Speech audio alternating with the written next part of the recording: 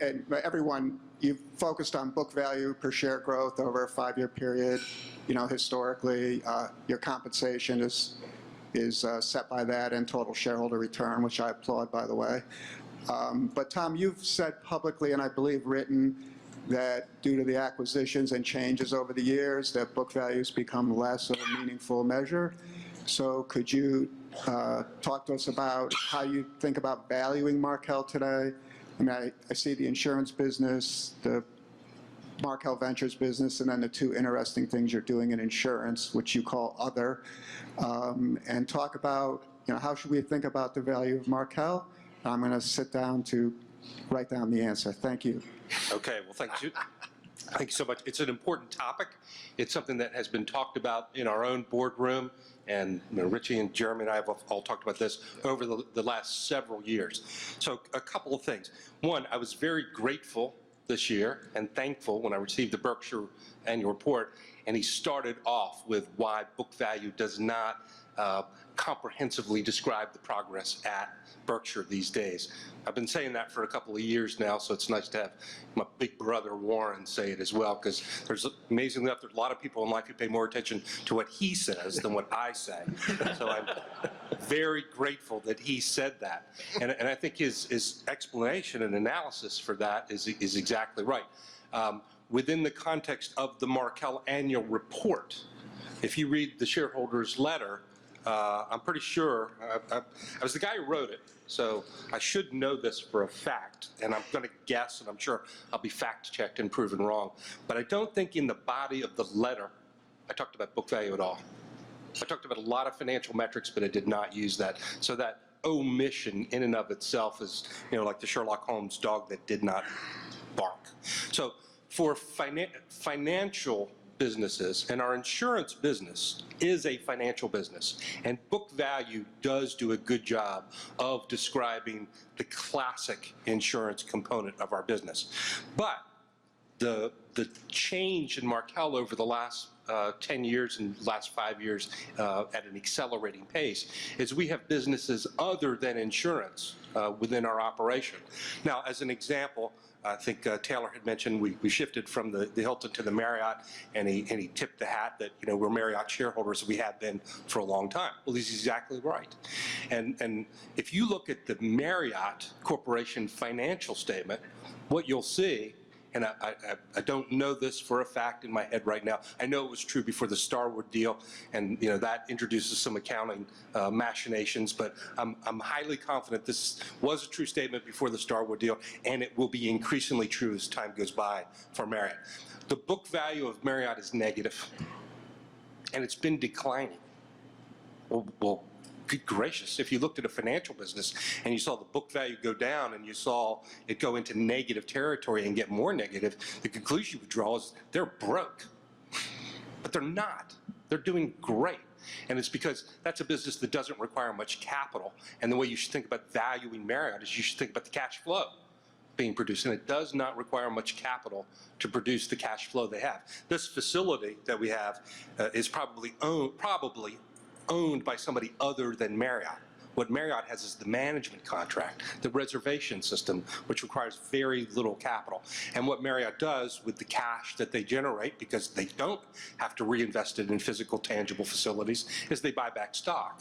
And when you buy back stock at a price that is higher than what your stated GAAP book value is, that makes the GAAP book value go down every single time you do that.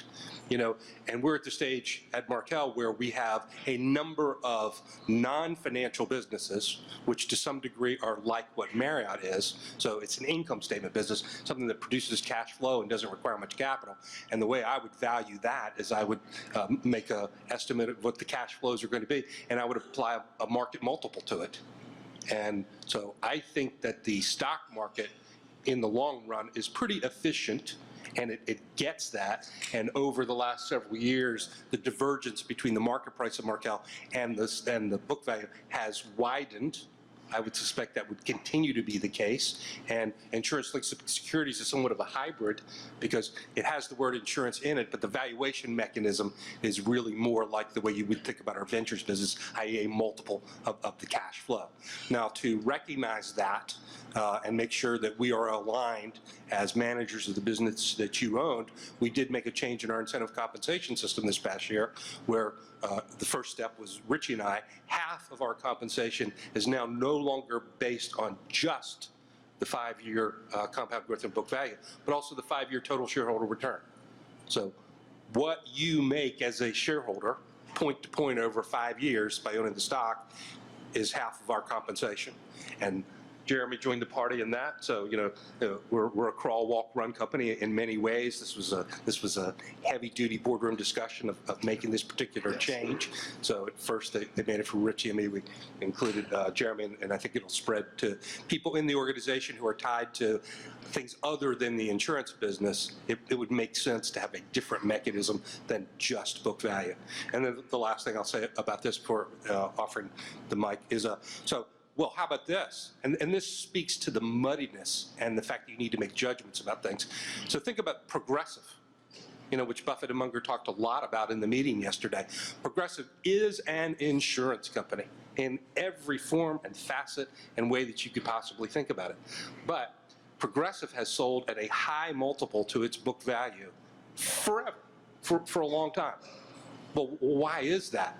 Well, the old joke about Progressive is that it's a Mensa club masquerading as an insurance company. They're really smart. I mean, what they do is really worthy of study. They're very good at what they do. And as a consequence, really what you get when you're buying Progressive is not a commodity insurance company that would be well described and valued by the book value. What you're buying into is the intellectual capacity of the management of that business, which produces higher and higher cash flows as time goes by. So it's just a different way of thinking about it, and that is the way I think about Markel, as I break it down between what we're making in the insurance business, what we're making in the ventures business, what we're making in the other businesses, what we make in the investment business, and assign appropriate multiples to each of those, add it all up, subtract out the debt, and boom shakalaka, there's some estimates. Yeah, Tom nailed it. The only thing I would say is I can remember back when very few, and probably still today, very few analysts follow or try to put a number on Berkshire. And it was because, from their standpoint, it was too hard. You couldn't just take book value and put a multiple against it and voila, you're done.